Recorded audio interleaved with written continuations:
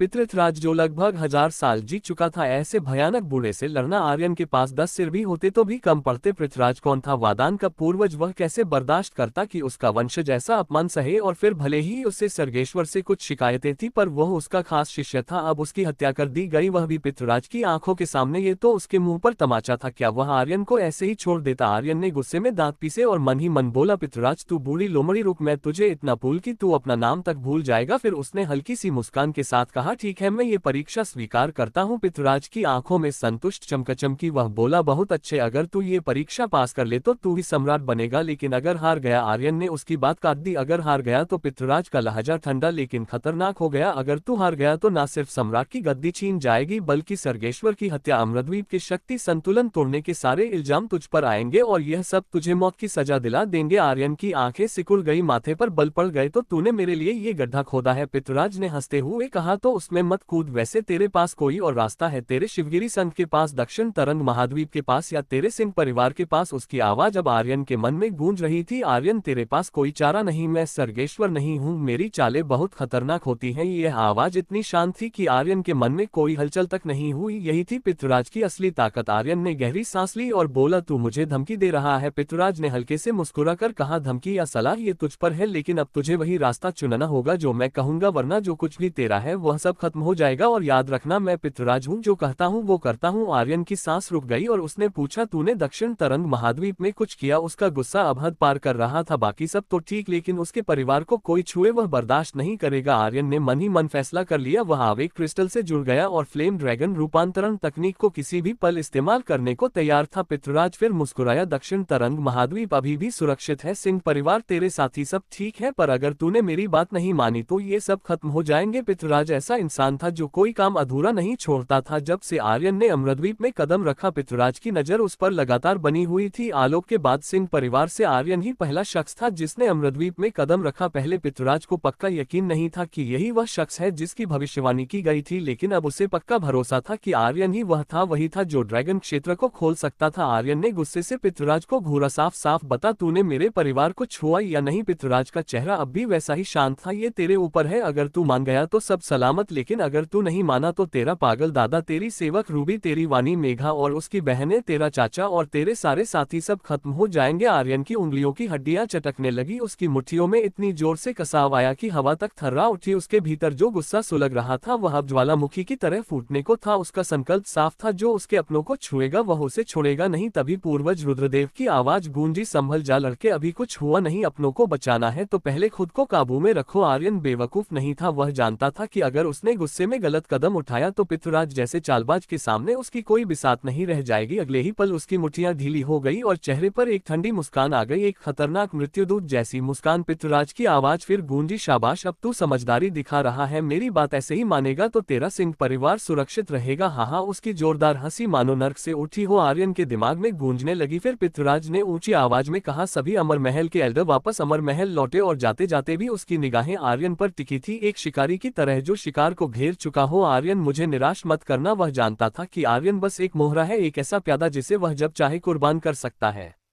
पृथ्वीराज और अमर महल के एल्डर वहां से चले गए, लेकिन आर्यन वहीं खड़ा रहा। उसकी आंखें सुर्ख थी, ज्वाला आंखों से छलकने लगी थी। एक एक करके तीखे शब्द उसके होठों से निकले, जो मेरे अपनों को छुएगा वो मरेगा। उसी वक्त गौरांग और बाकी साथी खुशी में झूम उठे। उन्होंने सोचा आर्यन ने सर्गेश्वर को मार गिराया, अब सब कुछ ठीक हो जाएगा, लेकिन उसी पल उनकी नजर उसकी आंखों पर पड़ी जो गुस्से से कांप रही थी। भाई सब ठीक है ना? गौरांग ने चिंता से पूछा। आर्यन ने खुद को शांत किया और कहा, कुछ नहीं, चलो वापसी पर बात करेंगे। लेकिन सच तो यही था कि पृथ्वीराज की चाल ने आर्यन की सारी योजनाएं उलट पुलट कर दी थी। 3 दिन में राक्षसी बीस्ट के हमले का क्या होगा? 10 लाख की राक्षसी सेना का क्या होगा? आर्यन को लग रहा था कि सर्गेश्वर को मारकर वह सब कुछ संभाल लेगा, पर असली मुसीबत तो अब शुरू हुई थी। जो बात उसे सबसे ज्यादा परेशान कर रही थी वह दक्षिण तरंग महाद्वीप में उसका परिवार था। उसे डर था कि कहीं कुछ बुरा ना हो जाए। अब उसे यकीन हो गया कि असली खतरा वही था, उसके परिवार को कोई छुए। यह बात उसे बिल्कुल बर्दाश्त नहीं थी। उसका खून गुस्से से खौल रहा था, लेकिन उसने चुप्पी साध ली। कुछ घंटों बाद अमर महल के बीचों बीच एक चमकता हुआ स्वर्णिम सरोवर था। इसके ठीक बीच में पृथ्वीराज हवा में तैर रहा था, आंखें बंद ध्यान में डूबा हुआ। अचानक उसके चारों तरफ प्राचीन रहस्यमय निशान और चिन्ह हवा में उभरने लगे। ऐसा लग रहा था मानो लाखों आत्माएं उसकी साधना में सहयोग कर रही हो। पृथ्वीराज ने आंखें खोली और गहरी आवाज में गर्जा, आत्मा कुंड, शरीर का पुनर्जन शुरू करो। बस फिर क्या था, उस स्वर्णिम सरोवर में शक्तियों का तूफान उठ खड़ा हुआ। पानी में सुनहरी लहरें उठने लगी, मानो कोई जादू हो रहा हो। सरोवर के बीच में एक चमकदार गोला बन गया जिसमें से धीरे धीरे एक इंसानी आकृति उभरने लगी। 2 घंटे तक ये सिलसिला चला। पानी में बिजलियां चमक रही थी, हवा में गूंज रही थी। आखिरकार सरोवर के ऊपर हवा में एक पूरा शरीर तैर रहा था। उसका चेहरा साफ हुआ तो पता चला यह कोई और नहीं बल्कि वही सर्गेश्वर था जिसे आर्यन ने कुछ घंटों पहले मार दिया था। सर्गेश्वर फिर से जिंदा हो गया था। उसने धीरे से अपनी आंखें खोली, पृथ्वीराज की ओर देखा और बोला, प्रणाम गुरुदेव। पृथ्वीराज के चेहरे पर शैतानी मुस्कुराहट उभर आए। उधर सप्तचर्क पर्वत पर लाल घाटी में रात का गहरा सन्नाटा पसरा हुआ था। आर्यन ने गंभीरता से कहा, एल्डर अब शुरू करते हैं। आर्यन के पास दक्षिण तरंग महाद्वीप लौटने का समय नहीं था। अगर वह अभी दक्षिण तरंग महाद्वीप वापस चला गया तो राक्षसी सेना नक्षत्र नगर को बर्बाद कर देगी और मिशन फेल हो जाएगा। इसका मतलब था कि उसके सिंह कुल के सभी 50 सदस्यों की जान चली जाएगी। इसके अलावा पृथ्वीराज उसे इतनी आसानी से जाने भी नहीं देगा और मिशन पूरा करने के लिए उसे अमर द्वीप में रहकर राक्षसी बीस्ट्स और राक्षसी सेना से निपटना ही पड़ेगा। पर आर्यन की मौजूदा शक्तियां इतनी कमजोर थी कि अगर उसे सचमुच अकेले लड़ना पड़ा तो वह बिल्कुल भी उनके सामने नहीं टिक पाएगा। अभी 3 दिन बचे थे। उसके पास एक ही रास्ता था, अपनी शक्तियों को बढ़ाना और जितने संभल हो सके उतने लेवल पार करना। पृथ्वीराज ने उसे ऐसी मुश्किल में डाल दिया था जहां से कोई रास्ता नहीं दिख रहा था। इस हालत में उसके पास कोई और चारा नहीं था। एल्डर येलो, ये दोनों 7वीं श्रेणी की इमोर्टल रूट्स हैं। आर्यन ने सर्गेश्वर से मिली 3 रूट्स में 2 निकाली और बोला, मैं 3 दिन तक योग क्षेत्र में रहूंगा। मेघना दीदी से कहो कि जितने हो सके उतने स्वर्ण तारा और धरती मणि तैयार करें। इतना कहकर आर्यन मुड़ा और योग क्षेत्र में चला गया। पल में उसका शरीर एक चमकदार रोशनी में गायब हो गया। अमर महल में सर्गेश्वर का नया शरीर तैयार हो चुका था पर उसकी शक्तियां अभी पूरी तरह वापस नहीं आई थी। वह धीरे धीरे आत्मा कुंड से शक्तियां सोख रहा था। उसकी शेष आत्मा को पृथ्वीराज ने मरते ही कैद कर लिया था। इस वजह से सर्गेश्वर नर्क के चक्र में नहीं गया और उसे अपनी मृत्यु के बाद की हर बात याद थी। सर्गेश्वर ने पृथ्वीराज से पूछा, गुरुदेव आपने दक्षिण तरंग महाद्वीप में लोगों को कब भेजा? उसे कुछ समझ नहीं आ रहा था। पृथ्वीराज सालों से निषिद्ध क्षेत्र में साधना कर रहा था, उसके पास इतना समय ही नहीं था कि दक्षिण तरंग महाद्वीप में किसी को भेजे और सर्गेश्वर को पक्का यकीन था कि अमर महल के किसी एल्डर ने भी वहां कदम नहीं रखा था। पृथ्वीराज ने सिर्फ मुस्कुराकर जवाब दिया, दक्षिण तरंग महाद्वीप मैंने वहां किसी को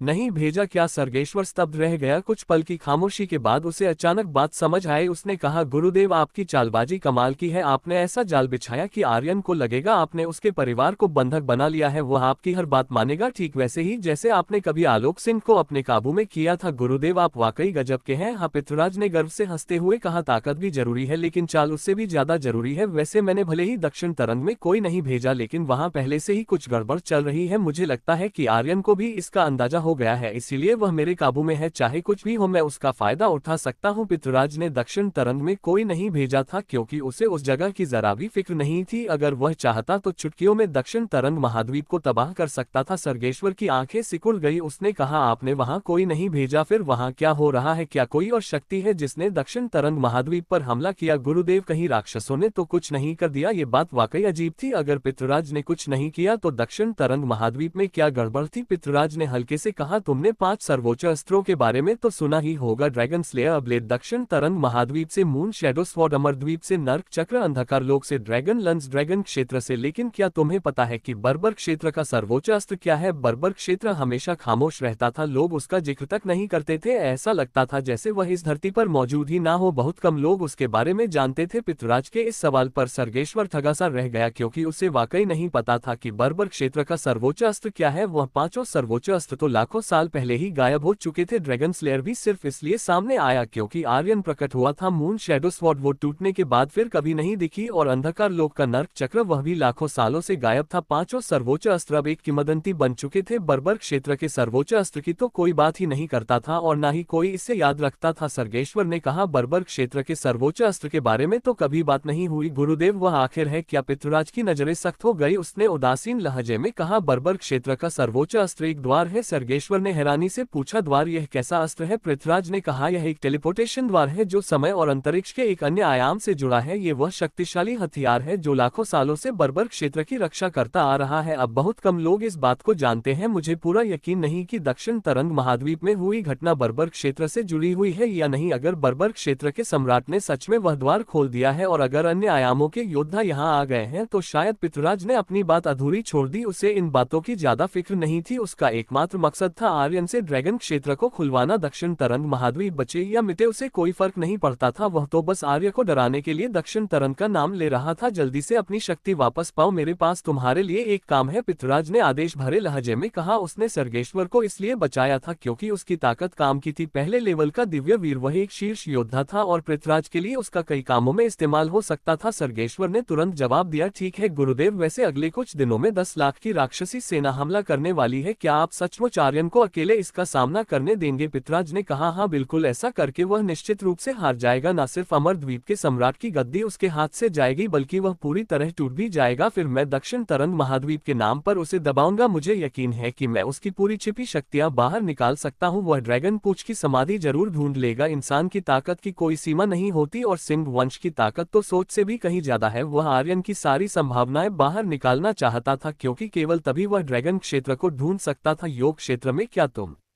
आसमानी रूह इमोर्टल रूट को फ्यूज करना चाहते हो? करो। योग क्षेत्र में कदम रखते ही आर्यन ने सबसे पहले 7वीं श्रेणी की इमोर्टल रूट को अवशोषित करने का फैसला किया क्योंकि योग क्षेत्र की समाधि में मौजूद योद्धा उसके स्तर पर आधारित थे। जितना ऊंचा उसका स्तर होता उतने ही शक्तिशाली योद्धा सामने आते और उतने ही ज्यादा एक्सपी पॉइंट्स मिलते। यही मुख्य बिंदु था। आर्यन को एक्सपी पॉइंट्स चाहिए थे, ढेर सारी एक्सपी, ताकि वह स्तर बढ़ा सके। इन 3 दिनों में उसे खुद को इतना मजबूत करना था कि वह अजय बन जाए। वह अभी मूलवीर के शिखर पर था। अगर वह अपनी मौजूदा शक्ति पर निर्भर रहता तो अनंतवीर स्तर के योद्धा के सामने उसकी सिर्फ हार होती। फिर भले ही वह अपनी कोई भी चाल इस्तेमाल कर ले, अगर हयातो और रागनार नहीं होते तो वह सर्गेश्वर को भी कभी नहीं मार पाता। ज्यादा शक्तियां पाने का एकमात्र रास्ता था स्तर बढ़ाना और साधना में उन्नति करना। बधाई हो आर्यन, आसमानी रूह इमोर्टल रूट का फ्यूजन पूरा हो चुका है। उसी पल आर्यन की एक्सपी पट्टी में जमा एक्सपी पॉइंट्स बांध से टूटे बांध के पानी की तरह बह निकले। उसके शरीर में लगातार 4 आवाजें गूंजी और आखिर में सिस्टम की एक आवाज उभरी, बधाई हो आर्यन, तुमने लेवल अप किया है। वर्तमान स्तर 4थे लेवल का स्वर्गवीर। योग क्षेत्र एक असाधारण आयामी जगह थी। यहाँ का नियम सरल था, जो शक्तिशाली है वह और शक्तिशाली बनता है, जो कमजोर है वह और कमजोर हो जाता है। पिछली बार जब आर्यन यहाँ आया था वह एक रक्तवीर था। उस समय समाधियों से निकलने वाले योद्धा भी रक्तवीर से शुरू हुए थे। अब योग क्षेत्र की समाधियां अपनी मूल स्थिति में लौट चुकी थी, जैसे वहां कभी कोई समाधि टूटी ही ना हो। ये पूरी तरह से रिसेट सिस्टम की तरह थी। अगर तुम इसे एक बार में पार नहीं कर सके तो सब कुछ पहले जैसा हो जाएगा। आर्यन एक 4थे लेवल का स्वर्गवीर था, तो अब समाधियों से निकलने वाले योद्धा भी 4थे लेवल के स्वर्णवीर से शुरू होंगे। धड़ाम, एक योद्धा की समाधि फटी और उसमें से एक शक्तिशाली योद्धा बाहर निकला। उसका स्तर आर्यन के समान था, वह भी 4थे लेवल का स्वर्गवीर था। आर्यन ने मन ही मन बुदबुदाया, ठीक वैसा ही जैसा मैंने सोचा था। आर्यन के हाथ में ड्रैगन स्लेयर चमका और उसने पूरी ताकत से आगे की ओर वार किया। कुछ ही चालों में वह योद्धा आर्यन के हाथों मारा गया। सिस्टम की आवाज गूंजी, बधाई हो आर्यन, तुमने एक 4थे लेवल के स्वर्गवीर को मारा है। तुम्हें 35,000 एक्सपी पॉइंट्स, 50 अमर ऊर्जा पॉइंट्स और 1 अमर मूल्य मिला है। बधाई हो आर्यन, तुमने एक नया मिशन योग क्षेत्र को पार करो सक्रिय किया है। क्या तुम इसे स्वीकार करना चाहते हो? मिशन योग क्षेत्र को पार करो। स्तर एसएस पुरस्कार, स्तर प्राइस 1, सभी कौशलों का स्तर +1, अमर ऊर्जा points +10 lakh, shop points +1000 lakh और एक विशेष इनाम। समय एक बार में दोबारा प्रवेश नहीं कर सकते। दंड, योग क्षेत्र को खोलने में असमर्थता, हमेशा के लिए यही फंस जाना। यह मिशन करो और मरो जैसा था, लेकिन आर्यन ने जरा भी हिचकिचाहट नहीं दिखाई। उसने कहा स्वीकार करो। उसके सिर पर मुसीबतें एक के बाद एक बढ़ती जा रही थी, तो उसने सोचा एक और मुसीबत मोल लेने में क्या बुराई है। अगर उसे इन सब बेड़ियों को तोड़ना था, अगर उसे इन सब मुसीबतों से बाहर निकलना था, तो उसके पास केवल एक रास्ता था, सब कुछ कुचल देना। दानुज राक्षस, बाहर आओ। दानुज राक्षस अपने विशाल जंजीरी गधा के साथ बाहर निकला। उसने एक घुटने पर झुककर कहा, मास्टर। आर्यन ने आदेश दिया, इन सभी समाधियों को उलट पुलट कर रख दो। दानुज राक्षस ने तुरंत पूछा, क्या मैं इन समाधियों को खत्म करके उन शक्तिशाली प्राणियों को बाहर निकालूं या उन्हें खुद ही मार डालूं? अपनी गुरुत्व शक्ति से समाधियों को उड़ा दो। आर्यन ने हुक्म दिया। दानुज राक्षस की गुरुत्व शक्ति बहुत खास थी, उसकी शक्ति आसपास के गुरुत्व को शून्य करके हर चीज को नीचे दबा सकती थी, लेकिन वह इसे हजारों या लाखों गुना बढ़ाकर हर चीज को हवा में उड़ा भी सकता था, समझा। दानुज राक्षस की भौहें सिकुड़ी और उसके शरीर पर गुरुत्व अग्नि धधक उठी। 1,00,000 गुना गुरुत्व ऊर्जा की एक झटकेदार लहर फैली और आसपास की सब समाधियां चटकने लगी। कई योद्धा बाहर निकले और हवा में तैरने लगे। आधे मिनट से भी कम वक्त में पूरा आसमान योद्धाओं से भर गया। ये सभी आर्यन से कहीं ज्यादा शक्तिशाली योद्धा थे। छोटे लड़के, तुम्हारी हिम्मत कैसे हुई योग क्षेत्र में घुसने की? जल्दी से निकल जाओ और मैं तुम्हारी जान बख्श दूंगा, एक योद्धा ने जोर से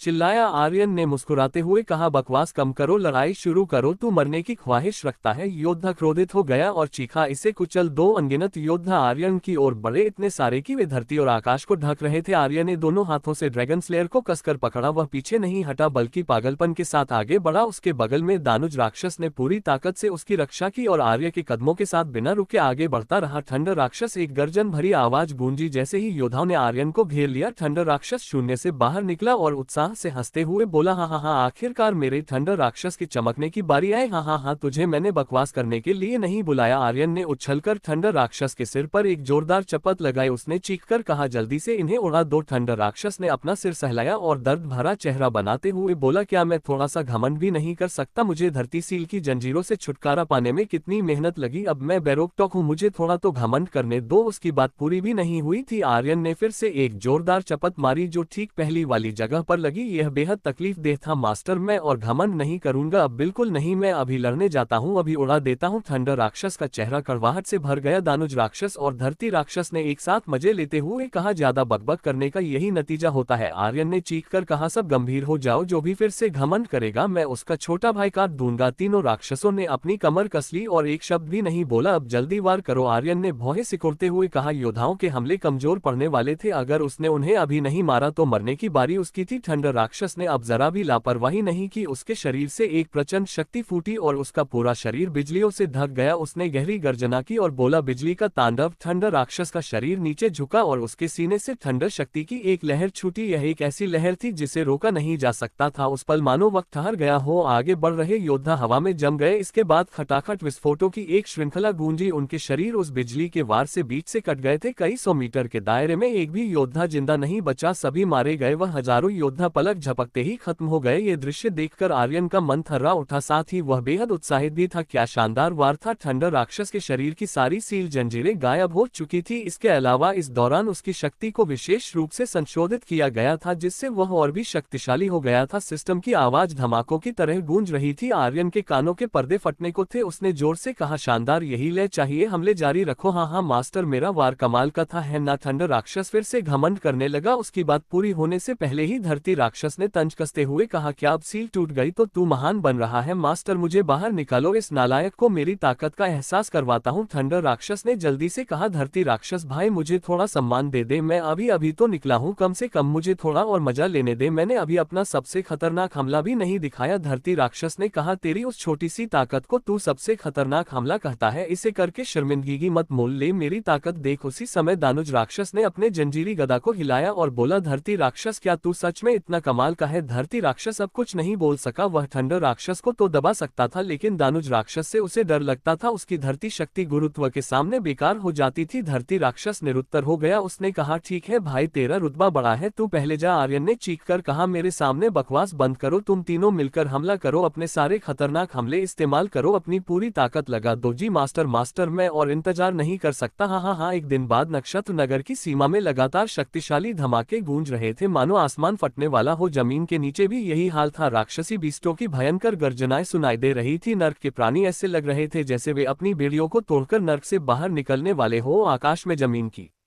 गहराइयों में एक दुष्ट शक्ति बढ़ रही थी जो धीरे धीरे सतह की ओर बढ़ रही थी। नक्षत्र नगर के बाहर पहाड़ों की गहराइयों में राक्षसी बीस्टों की एक सेना इकट्ठा हो रही थी। नक्षत्र नगर के लोग दिन रात डर में जी रहे थे, क्योंकि यह ऐसा लग रहा था जैसे दुनिया का अंत होने वाला हो। नगर के बाहर से गूंजती राक्षसी बीस्टों की गर्जनाएं दिल दहला रही थी। 10 लाख राक्षसों की सेना भी सीमा पर दबाव डाल रही थी, जिसने अम्रद्वीप की राजधानी या फिर कहे सबसे बड़े शहर को खतरे में डाल दिया था। सबको पता था कि राक्षसों की सेना सीमा पर आ रही है, लेकिन राक्षसी बीस्टों का उत्पाद नरक की गहराइयों से आने वाली गर्जनाएं और शून्य से आने वाली दहाड़े वह नहीं जानते थे कि नक्षत्र नगर पर राक्षसी बीस्टों का भी हमला होने वाला है। ये राक्षसी बीस्ट न केवल अमरद्वीप के थे बल्कि उनमें कुछ अत्यंत शक्तिशाली प्राणी भी शामिल थे। नक्षत्र नगर शिवगिरी वासिका सब लोग एक छोटे से आंगन में इकट्ठा हुए थे। रुद्रसेन ने कहा, आर्यन के एकांत साधना से बाहर आने में अभी 2 दिन बाकी हैं, हमें इन 2 दिनों में सब कुछ तैयार करना होगा। शुरू में उन्हें नहीं पता था कि 10 लाख राक्षसों की सेना के अलावा आर्यन किस बात को लेकर चिंतित था, मगर अब उन्हें सब कुछ समझ आ गया था। उन्हें तैयारी करनी होगी और आर्यन के एकांत साधना से बाहर आने का इंतजार करना था। मेघना ने कहा, हमारे 1 लाख योद्धा पहले ही इकट्ठा हो चुके हैं और आर्यन के लिए 1 लाख स्वर्ण तारा भी तैयार कर लिए गए हैं। एस्फीरा ने कहा, मैंने नक्षत्र नगर में शून्य भूमि के लोगों से संपर्क किया है, उन्होंने भी मदद करने के लिए सहमति दे दी है। औजा ने कहा, सप्तचर महाविद्यालय छोड़ चुके छात्रों ने भी मदद करने का वादा किया है, सबने अपनी सहमति जताई। गौरांग ने कहा, पितृराज की यह चाल बहुत क्रूर है, सम्राट का इम्तिहान ये सब बकवास है, वह बस मास्टर को मुश्किल में डाल रहा है। पहले मास्टर का प्रभाव जब उसने सर्गेश्वर को मारा अभूतपूर्व था, पर अब वह फिर से शून्य पर आ गया है। इतना ही नहीं, वह सारे योद्धा जो मास्टर को देखकर दंग रह गए थे अब उम्मीद कर रहे हैं कि वह अकेले इस इम्तिहान को पास कर ले। ये तो बिना खून बहाए हत्या करने जैसा है, बहुत बेकार चाल है। रुद्रसेन ने कहा, अब इस बारे में बात करने से कोई फायदा नहीं, हमें बस अपना काम करना है। आर्यन के एकांत साधना से बाहर आने का इंतजार करो। पश्चिमी अंधकार लोक पूर्वज, हमारी सेना 2 दिन में नक्षत्र नगर पहुंच जाएगी, तब तक वे नक्षत्र नगर को धूल में मिला देंगे। जारीफ ने उत्साह से कहा, वह इस सेना का मुख्य सेनापति था, उसके नेतृत्व में राक्षसों की सेना सीधे आगे बढ़ रही थी। यह कहा जा सकता था कि वह रास्ते में हर देवता और योद्धा को कुचलते हुए आए थे। हालांकि रास्ते में उसे कोई मजबूत प्रतिद्वंदी नहीं मिला था, वह नक्षत्र नगर के साथ लड़ाई की प्रतीक्षा कर रहा था। चंद्रनेत्र ने हल्के से सिर हिलाया, अपनी योजना के अनुसार चलो, लेकिन सावधान रहना, अमरद्वीप को कम मत आंकना, उसकी असली ताकत अभी तक सामने नहीं आई है। जारीफ ने घमंड भरे लहजे में कहा, पूर्वज निश्चिंत रहे, मैं पूरी सावधानी बरतूंगा। जब तक अमर महल के शीर्ष योद्धा हस्तक्षेप नहीं करते, अमरद्वीप में कोई भी मेरी राक्षसी सेना के कदमों को नहीं रोक सकता। अमरद्वीप तो बस रेत का ढेर है, पूरी तरह बेकार। वैसे पूर्वज, मुझे खबर मिली है कि कल नक्षत्र नगर के आसपास हर तरह के अजीब प्राणियों की चीखें सुनाई दी, वे आकाश से, नरक से, गहरे पहाड़ों और दलदल से आ रही थी। मुझे नहीं पता कि राक्षसी बीस्ट इतने उन्माद में क्यों इकट्ठा हो रहे हैं, लेकिन यह अमरद्वीप में पहले कभी नहीं हुआ। जारीफ को कुछ समझ नहीं आ रहा था, और इस बार सारे राक्षसी बीस्ट नक्षत्र नगर की ओर बढ़ रहे हैं। क्या उन्हें भी पता चल गया है कि अमरद्वीप खतरे में है और वह इसका फायदा उठाकर उनकी जान लेना चाहते हैं? क्या राक्षसी बीस्टों का कबीला फिर से उठ खड़ा होने वाला है? राक्षसी बीस्ट इकट्ठा हो रहे हैं। चंद्रनेत्र की आंखें सिकुड़ गई, यह पहली बार था जब उन्होंने ऐसी बात सुनी थी। इसके अलावा आकाश में और जमीन की गहराइयों में उथल पुथल थी। यह क्यों हो रहा था? ये संकेत बहुत अजीब था। जारीफ ने देखा कि चंद्रनेत्र भी चिंतित लग रहे थे। उसने पूछा, राक्षसी बीस्टों की सेना हमारे लिए तो नहीं आ रही है ना? क्या अमरद्वीप में कोई ऐसा है जो राक्षसी बीस्टों की सेना को बुला और नियंत्रित कर सकता है? चंद्रनेत्र ने सिर हिलाया, ऐसा नहीं होना चाहिए। राक्षसी बीस्टों की सेना के इस समय आने का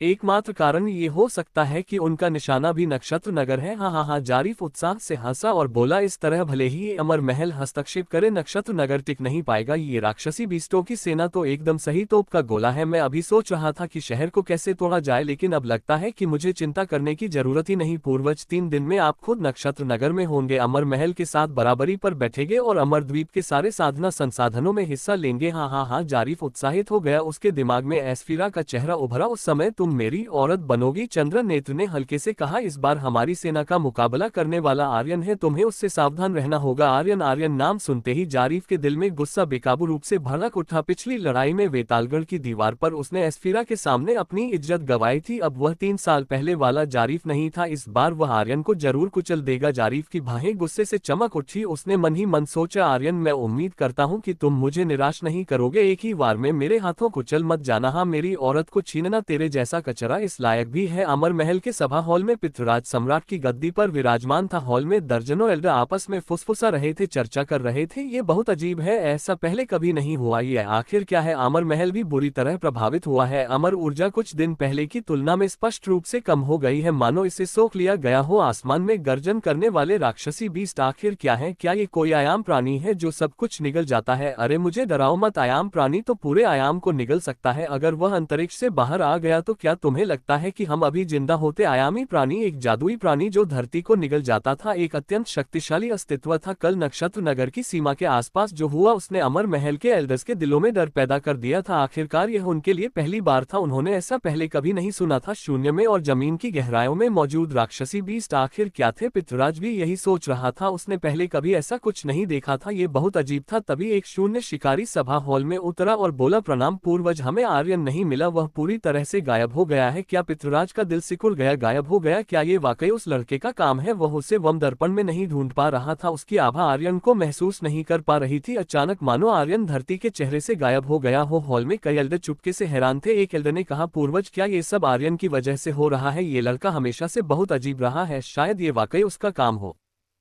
उसी समय कई और शून्य शिकारी हॉल में आए और सब ने एक एक करके बोलना शुरू किया। एक ने कहा, महाराज शिवगिरी संघ की मेघना ने पिछले 3 सालों में 1 लाख परमधर्मी योद्धा तैयार किए हैं, ये सभी मेघना के प्रति पूरी तरह वफादार हैं। दूसरे ने कहा, शून्य भूमि के कुछ बुजुर्गों और 300 से ज्यादा योद्धाओं को भीरा ने आर्यन की मदद करने के लिए मना लिया है। तीसरे ने कहा, शिवांश परिवार को भी गौरांग ने दुश्मन के खिलाफ लड़ने के लिए राज्य कर लिया है, और भी यह नक्षत्र नगर था, कोई भी अमर महल के नियंत्रण से बच नहीं सकता था। आर्यन गायब हो चुका था, इससे पितृराज बहुत क्रोधित था। पिछली बार उसने आर्यन को जो धमकी दी थी वह जाहिर तौर पर पर्याप्त नहीं थी। अगर ऐसा था तो आर्यन को एक चेतावनी देनी जरूरी थी ताकि उसे आज्ञा न मानने और गायब होने के परिणाम पता चले। साथ ही नक्षत्र नगर के लोगों को ये भी दिखाना था कि आर्यन की मदद करने का अंजाम क्या होता है। पितृराज ने हल्के से कहा, मैं समझ गया। कुछ मिनट बाद आत्मा कुंड के पास पितृराज ने धीरे से कहा, तुम बदला लेना चाहते हो है ना? सर्गेश्वर की आंखों में एक तीक्ष्ण चमक उभरी। उसने कहा, गुरुदेव, मैं अपने सपनों में भी यही चाहता हूँ, इस बार मैं फिर से नहीं हारूंगा, कभी नहीं, मैं अपनी जान की कसम खाता हूं। पितृराज हंसा, मैं तुमसे आर्यन से निपटने के लिए नहीं कह रहा, आर्यन के पास कुछ ऐसी ताकतें हैं जिन्हें मुझे खत्म करना है। यह आर्यन के लिए एक चेतावनी भी होगी ताकि उसे आज्ञा न मानने का परिणाम समझ आए। सर्गेश्वर ने तुरंत कहा, बताए। योग्य क्षेत्र में तीनों विशाल राक्षस गायब हो चुके थे, वह दिन में केवल 1 घंटे के लिए प्रकट हो सकते थे, और ये तब हुआ जब उन्होंने अपनी जंजीरों को तोड़ा था। पहले उनके पास केवल 5 मिनट का समय होता था, अब केवल आर्यन बचा था। हालांकि वह निष्क्रिय नहीं बैठा था, वह लगातार अपनी तकनीकों और कौशलों का उपयोग करके लड़ रहा था, बार बार अपनी सीमाओं को तोड़ रहा था। बधाई हो आर्यन, तुमने पहले स्तर के स्वर्गवीर को मारा है। विशेष इनाम 43,000 एक्सपी पॉइंट, 100 अमर ऊर्जा पॉइंट्स और 1 अमर मूल्य मिला है। बधाई हो आर्यन, तुमने लेवल अप किया है। वर्तमान स्तर 5वें लेवल का स्वर्गवीर। आर्यन के सारे गुण पूरी तरह बहाल हो गए, एचपी, अमर ऊर्जा और उसके शरीर के घाव सब ठीक हो गए, पर उसकी मानसिक और शारीरिक शक्ति अभी भी थकावट की स्थिति में थी। सुपर सोल मोड सक्रिय करो। आर्यन लगातार खुद को निराशाजनक स्थिति में धकेल रहा था। दर्जन भर पहले लेवल के स्वर्गवीर योद्धाओं को अपनी ओर बढ़ते देख उसने अपने हाथ में ड्रैगन स्लेयर को हिलाया और उन्माद के साथ आगे बढ़ा। उसने गर्जना की, आओ सब आ जाओ, अगर वह पागल ना बने तो वह शक्तिशाली कैसे बनेगा? आर्यन ने खुद को पूरी तरह निराशा के हवाले कर दिया था। केवल निराशा में ही किसी की संभावनाएं जागृत होती हैं और सीमाएं टूटती हैं। अब केवल 1.5 दिन से भी कम समय बचा था, उसे पूरी ताकत लगाकर अपनी शक्तियों को बढ़ाना था। एक दिन में 1 लेवल बढ़ाना साधारण लोगों के लिए अंतरिक्ष में पहुंचने जैसा था, लेकिन आर्यन के लिए ये काफी नहीं था, बिल्कुल भी काफी नहीं। आर्यन आगे बढ़ा, 3 दिन का आधा समय बीत चुका था और वह योग क्षेत्र के आधे रास्ते तक भी नहीं पहुंचा था। इसके अलावा योग क्षेत्र के योद्धा और भी शक्तिशाली होते जा रहे थे। अब पहले से लेकर 9वें लेवल तक के स्वर्गवीर आ रहे थे, कुछ तो दिव्य वीर स्तर के योद्धा भी थे। क्या वह इस मिशन को पूरा कर पाएगा? आर्यन को यकीन नहीं था, लेकिन उसने खुद से कहा कि अब कोई रास्ता नहीं बचा था, उसे 3 दिन में ये पूरा करना ही था, वरना वह मर जाएगा। सिंह कुल के उसके सारे साथी मर जाएंगे और दक्षिण तरंग महाद्वीप में उसका परिवार भी उसकी मृत्यु की वजह से मारे जाएंगे। चाहे कुछ भी हो, उसे लड़ना ही था। आओ फिर से आओ। आर्यन का पूरा शरीर खून से लथपथ था, लेकिन वह बिना परवाह किए आगे बढ़ रहा था। हर बार वह अपनी पूरी ताकत से हमला करता, हर बार वह अपनी शक्ति बढ़ाने और अपनी संभावनाओं को जागृत करने की कोशिश करता, हर बार वह ऐसा लड़ता जैसे यह उसकी आखिरी लड़ाई हो। अब आर्यन के पास वाकई कोई रास्ता नहीं बचा था। आधी रात को नक्षत्र नगर के एक सुदूर कोने में एक विशाल हवेली में जो किसी परिवार की लग रही थी, चारों ओर लाशें बिखरी पड़ी थी, सभी को एक ही वार में मार डाला गया था। ये सभी रक्तवीर स्तर के योद्धा थे, लेकिन फिर भी एक ही वार में मारे गए। ये हमला इतना शक्तिशाली था कि इसे रोकना असंभव था। क्या कहा तुमने? सभी 20,000 परमधर्मी योद्धा मर गए। मेघना का शरीर कांप उठा, उसका चेहरा सफेद पड़ गया। वे परमधर्मी योद्धा वही थे जिन्हें उसने 3 साल तक प्रशिक्षित किया था, और वे पलक झपकते ही मारे गए। दुश्मन कितना शक्तिशाली था ये कल्पना करना मुश्किल था। मेघना ने तुरंत पूछा, ये किसने किया? अमर महल के एल्डर भी ऐसा नहीं कर सकते क्या? यह अमर महल का कोई सर्वोच्च एल्डर था। उसकी अटकलें पूरी होने से पहले ही एक और व्यक्ति आंगन में दौड़ता हुआ आया और बोला, संघ प्रमुख, दक्षिणी पर्वत आंगन के 20,000 परमधर्मी योद्धा भी मर गए क्या? मेघना तुरंत एक पत्थर के टुकड़े पर गिर पड़ी, उसकी आंखें कांप रही थी और उसका चेहरा और भी पीला पड़ गया। ये वह ताकत थी जो उसने आर्यन के लिए तैयार की थी, वह एकमात्र चीज जो वह उसके लिए कर सकती थी। 1 लाख परमधर्मी योद्धा, सभी शीर्ष योद्धा और पूरी तरह वफादार, लेकिन कुछ ही मिनटों में एक के बाद एक खबरें आई। 40,000 परमधर्मी योद्धा बस यूं ही मारे गए। उसी समय रुद्रसेन और अन्य लोग बाहर निकले और बोले, क्या हुआ? मेघना ने कहा, 40,000 परमधर्मी योद्धा मारे गए, एक भी जिंदा नहीं बचा, मुझे डर है। मेघना ने रात के आकाश की ओर देखा और बोली, क्या ये पितृराज का काम है? रुद्रसेन का चेहरा सख्त हो गया। उन्होंने कहा, उन्होंने अचानक हमला क्यों किया और किसी को परमधर्मी योद्धाओं के बारे में नहीं पता था, फिर उन्हें कैसे पता चला कि वे कहाँ हैं? पितृराज ने ये कदम क्यों उठाया? सब कुछ शुरू होने से पहले ही खत्म हो गया था। मेघना ने ज्यादा नहीं सोचा और बोली, एल्डर, अगर वे 400 परमधर्मी योद्धाओं का स्थान ढूंढ सकते हैं तो बाकी तीनों समूहों का स्थान भी जरूर जानते होंगे। हमें उनकी रक्षा करनी होगी। यह वह ताकत है जो मैंने आर्यन के लिए तैयार की है, यह एकमात्र चीज है जो मैं कर सकती हूँ। बहन, बुरी खबर है। बलभद्र जल्दी से पिछवाड़े में दौड़ता हुआ आया और बोला, शिवांश परिवार, 637 लोगों का पूरा परिवार मारा गया, एक भी मुर्गी, बत्तख या कुत्ता जिंदा नहीं बचा। शिवांश परिवार पूरी तरह खत्म हो गया। मोटा गौरांग अभी अभी अपने कक्ष से बाहर निकला था। ये सुनकर वह पूरी तरह से स्तब्ध रह गया और कुछ प्रतिक्रिया नहीं कर पाया। उसने कहा, बलभद्र काका, ये क्या मजाक है? मेरे शिवांश परिवार को छूने की हिम्मत किसकी है? शिवांश परिवार ने एक बार फिर से गौरांग को अपना लिया था और उसके साथ दुश्मन के खिलाफ एक साथ लड़ने का वादा किया था। आखिरकार वह उसका परिवार था तो वह भी सारे गिले शिकवे भुला चुका था। बलभद्र ने गौरांग की ओर देखा और बोला, गौरांग, मैं झूठ नहीं बोल रहा, शिवांश परिवार पूरी तरह खत्म हो गया है। गौरांग की आंखें कंप उठी। वह तुरंत तेजी से आंगन से बाहर की ओर उड़ गया। मादन मायना बारो, पूरी रात बुरी खबरों से भरी रही। संघ प्रमुख पूर्वी आंगन के भी 20,000 परमधर्मी योद्धा मारे गए। संघ प्रमुख उत्तरी आंगन के भी योद्धा मारे गए। संघ प्रमुख मेघना पूरी रात समझ नहीं पाई कि अब क्या करे, मानो उसे किसी ने लूट लिया हो। उनकी इकट्ठा की गई सारी ताकतें एक ही रात में उखाड़ दी गई। उनके पास जवाब देने का समय भी नहीं था। मेघना का मन अस्थिर हो गया, वह पागल होने की कगार पर थी। उसकी आंखें धुंधली थी और उसका चेहरा बेहद भयावह लग रहा था। वह बार बार बुदबुदा रही थी, नहीं नहीं, ऐसा नहीं हो सकता। 1 लाख परमधर्मी योद्धा मेरी आर्यन को दी गई भेंट थी, यह एकमात्र चीज थी जो मैं आर्यन के लिए कर सकती थी। क्यों क्यों क्यों? आंगन में लोग आते जाते रहे, लगातार बुरी खबरें लाते रहे। 1 लाख परमधर्मी योद्धाओं में से एक भी नहीं बचा, सब मारे गए। इसके अलावा उन्हें यह भी नहीं पता था कि यह किसने किया। हर बार रुद्रसेन देर से पहुंचता, जब तक वो पहुंचता सारे परम धर्मी योद्धा मर चुके होते। बिना किसी अपवाद के सभी को एक शक्तिशाली ताकत ने मार डाला था। यहाँ तक कि रुद्रसेन को भी यकीन नहीं था कि वह ऐसी ताकत का सामना कर पाएगा। उनका दुश्मन कम से कम 9वें लेवल का स्वर्गवीर था, लेकिन अमर महल में 9वें लेवल के स्वर्गवीर गिनती के थे। क्या ये वाकई पितृराज का काम था? खुले में एक बात और छुपकर दूसरी, यह बहुत नीच चाल थी। अगली सुबह गौरांग का चेहरा काला पड़ गया था। उसे नहीं पता था कि वह शिवगिरी वासिका कैसे लौटा। उसे लग रहा था जैसे वह मर चुका हो, उसकी आत्मा गायब हो गई हो। शिवश परिवार पूरी तरह खत्म हो गया था। 100 साल के बुजुर्ग से लेकर नवजात शिशु तक कोई भी जिंदा नहीं बचा, सब मारे गए। वो दृश्य इतना भयावह था कि देखा नहीं जा सकता था। उन परिचित लोगों को खून के तालाब में पड़ा देख गौरांग का दिल कांप उठा। आखिरकार उसका दिल सुन्न हो गया। जब वह आंगन में दाखिल हुआ, वह पूरी तरह बदल चुका था। अब वह घमंडी और उदंड मोटा गौरांग नहीं था। उसी पल रुद्रसेन भी आंगन में आया। उसका चेहरा थकावट से भरा था। उसने मेघना की ओर देखा और सिर हिलाया। दुख भरे चेहरे के साथ उसने कहा, सब मर गए, मुझे माफ कर दो, हम बहुत कमजोर हैं, हम हमेशा एक कदम पीछे रह जाते हैं। दूसरी तरफ वाला बहुत शक्तिशाली है, वह कम से कम 9वें स्तर का स्वर्गवीर है। औजा आंगन में आई, उसकी आंखें लाल थी, चेहरा आंसुओं से भरा था। वो बोली, कल जिन सप्तचर्क महाविद्यालय के छात्रों ने मेरे साथ राक्षसी सेना के खिलाफ लड़ने का वादा किया था, वे सब रातों रात मार दिए गए। तरीका बेहद क्रूर था, सबके दिल कांप उठे। एस्फीरा का चेहरा भी बदसूरत था। वह आंगन में आए और बोली, शून्य भूमि के योद्धा भी सब मार दिए गए। एक रात में उनकी सारी तैयारियां पूरी तरह नष्ट हो गई, सब कुछ रह गया। उनके पास जवाब देने का समय भी नहीं था। आंगन में मानो सब मर चुके हो। 3 साल में मेघना ने जो कुछ किया था वह सब खत्म हो गया। यह इसलिए नहीं कि शिवगिरी संघ खत्म हो गया था, बल्कि इसलिए कि जो कुछ उसने आर्यन के लिए तैयार किया था, जो कुछ उसने आर्यन के लिए किया था, वह सब चला गया। ये झटका उसके लिए शिवगिरी संघ के नुकसान से भी बड़ा था। मेघना ने खून की उल्टी की और बेहोश हो गई। वेदिका तुरंत आगे बढ़ी और मेघना को एक हीलिंग पिल दी। उसकी स्थिति को महसूस करने के बाद उसने कहा, वह ठीक है, झटका बहुत बड़ा था इसलिए वह बेहोश हो गई, अच्छी नींद के बाद वह जाग जाएगी। क्यों ऐसा क्यों हुआ? क्यों? गौरांग पागलों की तरह चीखा, आकाश की ओर गर्जना करता हुआ। उसी वक्त नक्षत्र नगर की हवाएं थम सी गई। आसमान जो कुछ देर पहले तक तारों से जगमगा रहा था, अचानक एक गहरे अंधकार में डूब गया। बादल घुमड़ते हुए एक विशाल भावर बन गए और उस भावर के बीच से एक चेहरा उभरा, विशाल, भयावह और तिरस्कार से भरा। ये कोई साधारण चेहरा नहीं था, ये पितृराज का चेहरा था, सर्वोच्च पूर्वज अमर महल का स्वामी, जिसका नाम सुनकर ही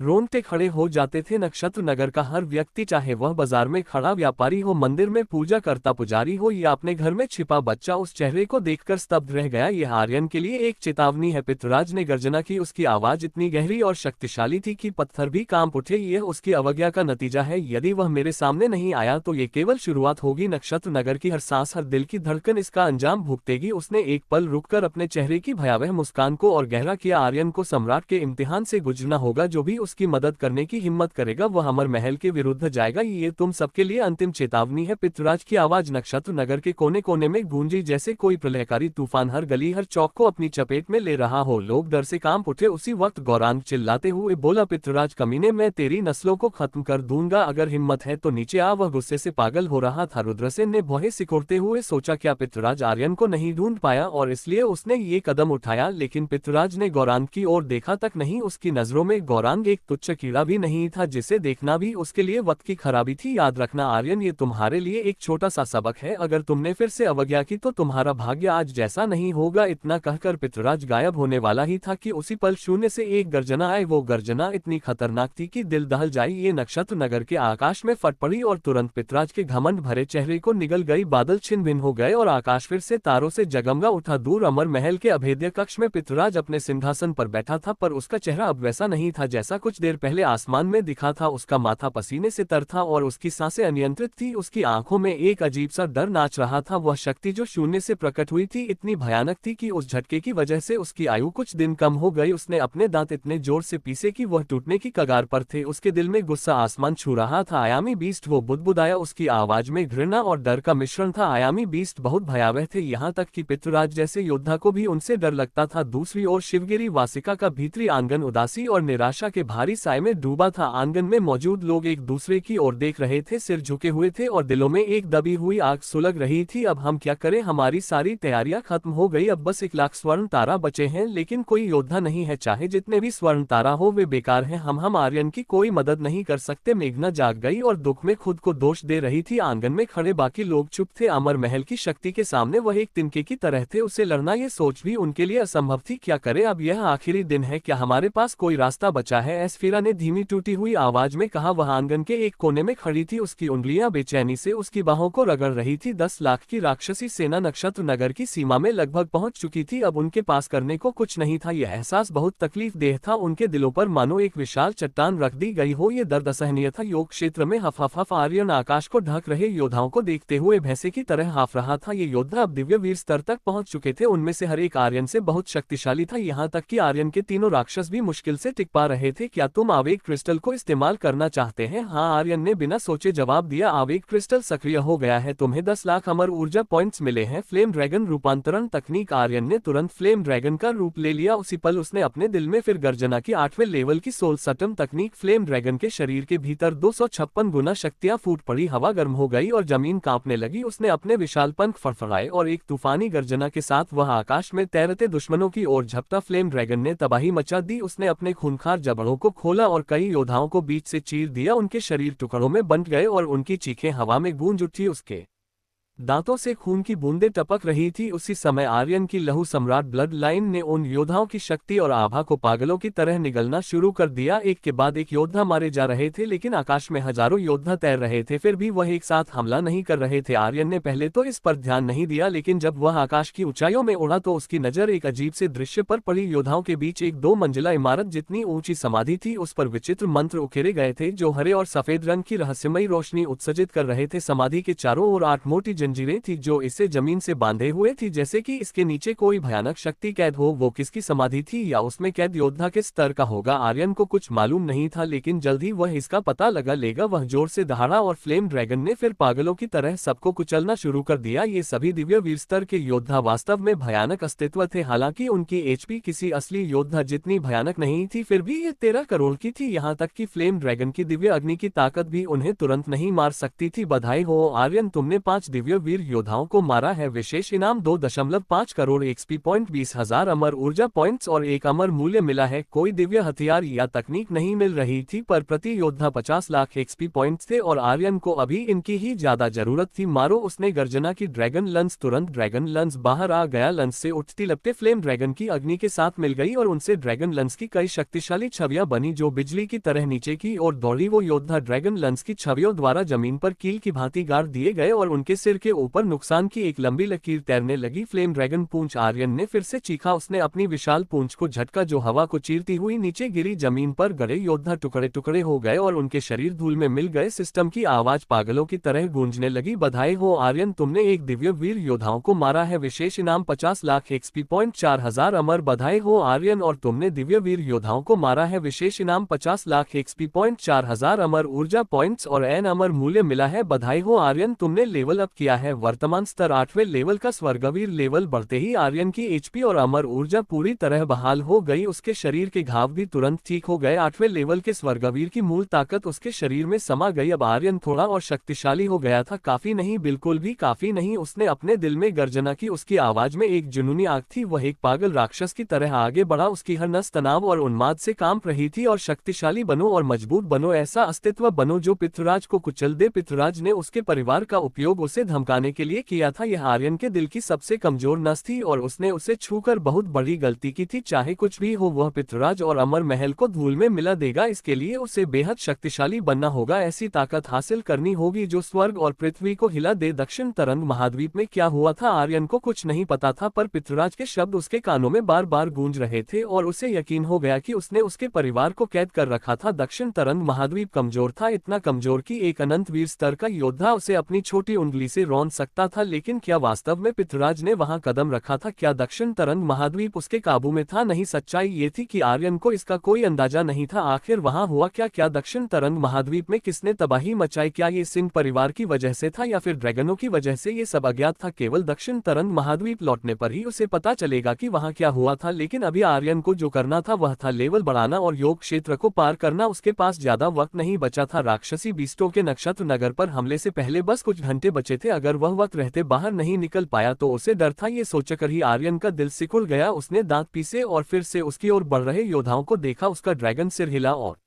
वह गर्जना के साथ आगे बढ़ा। समय बहुत तंग था। सिंह कुल की स्थापना ने राक्षसी बीस्ट हमले के मिशन को शुरू किया था। ये कितना शक्तिशाली होगा आर्यन को नहीं पता था, लेकिन अगर वह तुरंत वापस नहीं लौटा तो नक्षत्र नगर बर्बाद हो जाएगा। तब उसके सिंह कुल के सभी 50 सदस्य मारे जाएंगे, जिसमें वह खुद भी शामिल था। मारो 3 घंटे बाद आर्यन अपने मूल रूप में वापस लौट आया। वह अपने घुटनों पर हाथ रखकर भारी हाफ रहा था। हफ वो अब 9वें लेवल का स्वर्गवीर बन चुका था। बस 3 दिन पहले वह एक 9वें लेवल का मूलवीर था। इतने कम वक्त में उसने पूरे 10 लेवल पार कर लिए थे। ये रफ्तार वास्तव में भयानक थी। हालांकि आर्यन अभी भी खुश नहीं था, यहाँ तक कि अगर वह एक दिव्य वीर भी बन जाए तो भी अनंत वीर और उसके बीच आकाश पाताल जितना अंतर होगा। इन 3 दिन और 3 रातों तक उसने एक पल भी आराम नहीं किया था। उसका शरीर थकावट की चरम सीमा पर था, पर वह रुक नहीं सकता था। अब बस एक आखिरी समाधि बची थी। अगर उसने इसके भीतर के योद्धा को खत्म कर दिया तो वह योग्य क्षेत्र को भेद सकेगा और सिस्टम का विशेष इनाम प्राप्त करेगा। टीपीस आर द पॉकेट नॉन लिंक्सो के 0 CPH।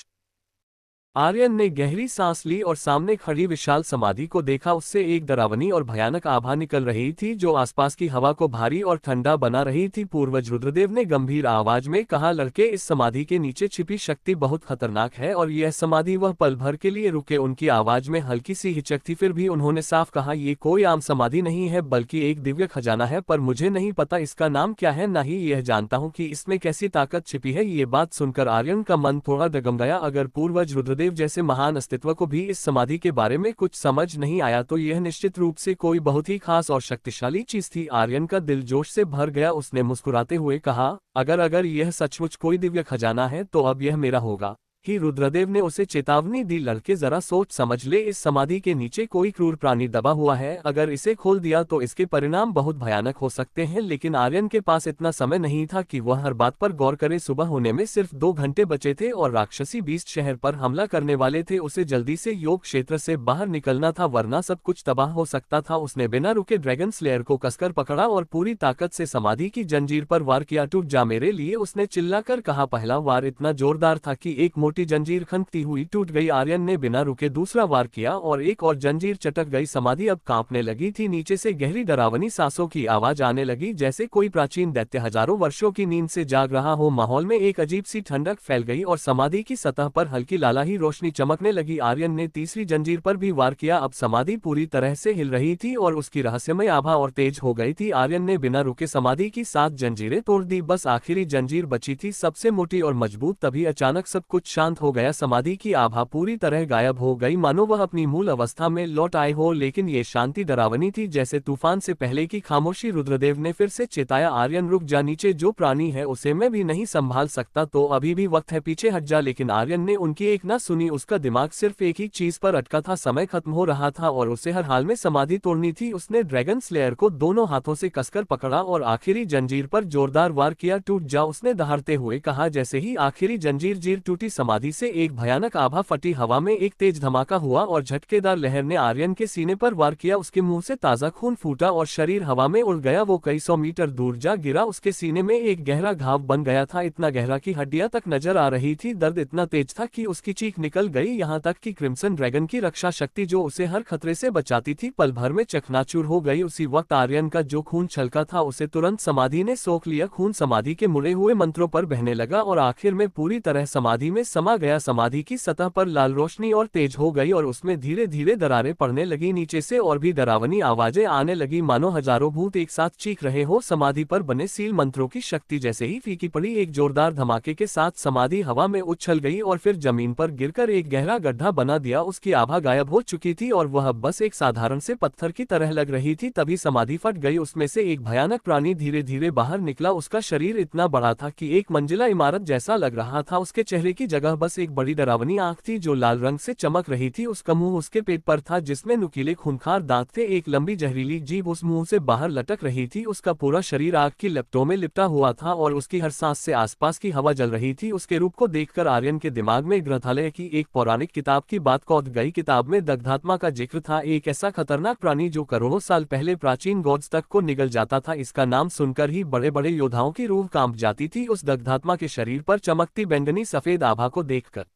आर्यन का दिल जोर जोर से धड़कने लगा। ये प्राणी कोई किंग या एप्रा स्तर का नहीं था, बल्कि कहीं ऊंचे स्तर का था। इतना खतरनाक कि सिस्टम में भी इसकी कोई जानकारी नहीं थी। पहली बार आर्यन को सचमुच डर लगा। उसका गला सूख गया और शरीर में कंपकंपी छा गई, पर डर के साथ साथ उसके अंदर का जोश भी जाग उठा। योग क्षेत्र का आखिरी दुश्मन, प्राचीन काल में गॉड्स को निगलने वाला प्राणी, यह मुझे क्या क्या दे सकता है? वह कितना रोमांचक है! यह इसे तो मारना ही होगा। डर को एक तरफ धकेलते हुए आर्यन का पागलपन उस पर हावी हो गया। ऐसे सुपर प्राणी को वह कैसे छोड़ सकता था? अगर उसने इसे नहीं मारा तो वह हमेशा पछताएगा। इसके अलावा ये दूसरी बार था जब सिस्टम ने इसे रैंक का मिशन दिया था, और जब यह एक मिशन था तो इसे पूरा करने का भी कोई ना कोई तरीका जरूर होगा, वरना सिस्टम यह मिशन शुरू नहीं करता। तभी दग्धात्मा ने आसमान की ओर देखा और एक जोरदार गहरी डरावनी हंसी छोड़ी। अब कोई मुझे दबा नहीं सकता, कोई मुझे सील नहीं कर सकता। हाँ हाँ, तुमने सोचा कि तुम मुझे यहाँ कैद रख सकते हो? हाँ हाँ हाँ। उसकी जंगली हंसी से पूरा योग क्षेत्र कांप उठा। योग क्षेत्र अमरद्वीप में एक विशेष अस्तित्व था। पिछले लाखों करोड़ों वर्षों से यहाँ शक्तिशाली योद्धाओं की समाधियां रखी गई थी ताकि दग्धात्मा को कैद रखा जा सके। वह सब लाखों योद्धाओं की समाधियां दग्धात्मा की समाधि पर लगी 8 जंजीरें और उस पर उकेरे गए प्राचीन मंत्र, यह सब दग्धात्मा को रोकने की 3 परतें थी। लेकिन आर्यन ने अपनी जल्दबाजी में सब कुछ तोड़ दिया। उसका खून मंत्रों को तोड़ने की आखिरी चाबी बन गया था। अब दग्धात्मा पूरी तरह आजाद था। वह पागलों की तरह हंस रहा था और उसकी आंखों में क्रूरता चमक रही थी। आर्यन जमीन से उठा। उसका शरीर घायल था लेकिन उसका हौसला टूटा नहीं था। मैं तुझे उड़ा दूंगा, उसने मन ही मन सोचा। तभी दग्धात्मा की नजर उस पर पड़ी। उसकी आंखें गुस्से से लाल हो गई। उसने अपनी उंगलियों से हवा में इशारा किया और एक जबरदस्त शक्ति ने आर्यन को जकड़ लिया। छोटे बदमाश, तू मेरे सामने गुस्ताखी करने की हिम्मत करता है? तू अपनी औकात से बाहर चला गया। आर्यन का शरीर हवा में उठ गया। वह छटपटाने की कोशिश कर रहा था लेकिन उसकी सारी शक्तियां जैसे दब गई थी। दग्धात्मा ने उसे अपनी हथेली में जकड़ लिया और हवा में लटका दिया। तुझ जैसे कचरे ने मुझे छूने की सोची, उसने तिरस्कार भरे लहजे में कहा। उसी पल आर्यन के शरीर की सारी ऊर्जा और खून पागलों की तरह सोखा जाने लगा। उसका चेहरा सफेद पड़ने लगा और वह किसी मृत शरीर की तरह दिखने लगा। दर्द इतना असहनीय था कि उसकी चीखें भी गले में अटक गई। दग्ध आत्मा की ताकत वाकई अतुलनीय थी। अरबों साल तक सील रहने के बाद अब उसकी शक्ति अपनी पूरी ताकत का 1000वां हिस्सा भी नहीं थी। फिर भी वह इतना भयंकर था कि आर्यन उसके सामने एक कीड़े की तरह था। प्राचीन देवताओं को निगलने वाला ये प्राणी किसी साधारण दुश्मन से कहीं बढ़कर था। क्या मैं मरने वाला हूँ?